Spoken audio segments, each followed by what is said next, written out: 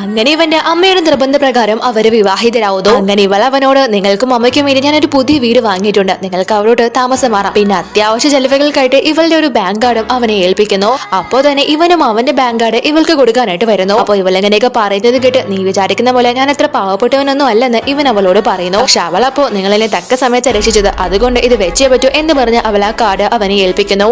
അതിനുശേഷം ഇവളുടെ അമ്മ ഇവളെ വീട്ടിലേക്ക് വരാനായിട്ട് പറഞ്ഞു വിളിക്കുന്നു. ഇവളും തന്റെ കല്യാണം കഴിഞ്ഞ കാര്യമൊക്കെ പറയാനായിട്ട് അങ്ങോട്ടേക്ക് പോകാൻ തന്നെ തീരുമാനിക്കുന്നു. അങ്ങനെ അവൾ അവിടെ നിന്ന് പോയതിനു ശേഷം ഇവൻ അസിസ്റ്റന്റിനോട് ആ പെൺകുട്ടിയെ കുറിച്ചുള്ള ഡീറ്റെയിൽസ് ഒക്കെ കറക്റ്റ് ആയിട്ട് അന്വേഷിക്കാനായിട്ട് പറയുന്നു.